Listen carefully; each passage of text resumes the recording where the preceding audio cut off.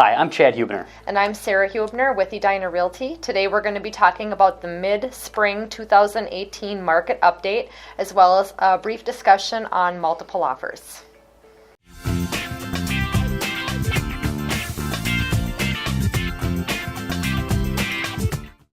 So the big talker so far in mid-market 2018 is going to be inventory. That was similar to our last market update, and it's continuing now. I'll talk about some numbers that we've pulled out in Shakopee, Savage, and Prior Lake. Broke them out into 719 schools and 720 schools because they kind of mirror each other.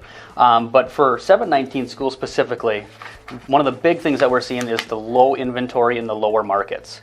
250,000 and under, there are 3 active properties. 3.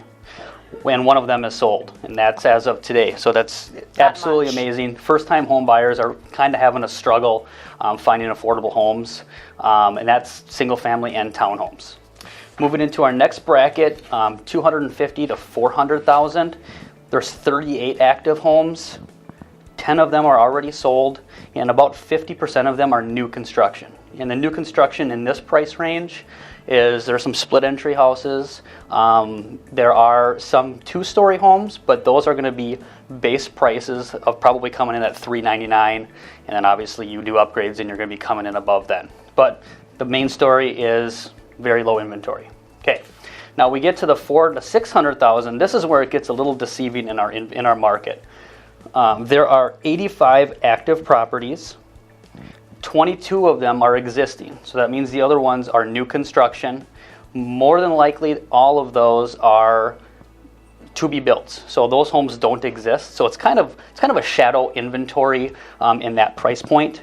Of the 22 existing homes, 7 are sold. So there's actually 15 homes between 400,000 and 600,000 that are existing homes available to look at today. Extremely low. This is almost a mirror image of what's going on in Shakopee as well. And because of this, more buyers are coming into the market. We're running into multiple offers. Mm-hmm. When we start thinking about multiple offers, that's a whole nother discussion. There's the seller standpoint of multiple offers and the buyer's standpoint with multiple offers. From a seller perspective, we hear time and time again, a lot of sellers are excited by the prospect of multiple offers. And a lot of times, the expectation is that the higher you get into a multiple offer situation, your price is going up. And that's always a positive thing that a seller looks forward to. There are things that a seller will look at or often consider when it really comes down to it in terms of multiple offers that go above and beyond price. For example, the highest price is not always the best offer for the seller. They may find other terms that are more in their favor, for example, the closing date. Or they might have an offer that's slightly lower, but the strength of the buyer is considerably higher than the strength of the buyer who's submitting a higher offer. They may want to ride on place their bet on a buyer that's more likely to carry the transaction through to closing.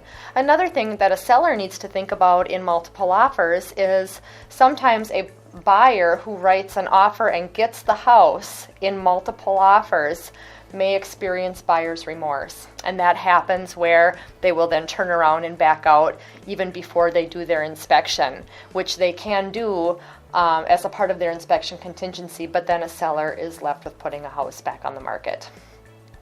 From the flip side, as a buyer, as Chad mentioned, a lot of buyers right now are experiencing multiple offer situations, particularly entry-level buyers. And so entry-level buyer really has to stand out with their purchase agreement. And we've all heard of buyers who write letters or send pictures, and those are always sure ways to help add a human touch to the transaction for the seller.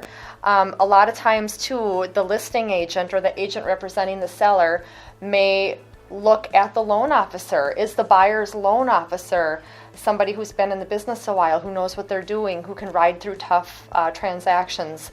Or is it a loan officer nobody's ever heard of? The same may hold true with the buyer's realtor, if the realtor is an experienced agent who has navigated some treacherous waters in the transaction. So those are some things to think about with multiple offers. If there are any other questions we can answer for you, give us a call. We hope this video was helpful.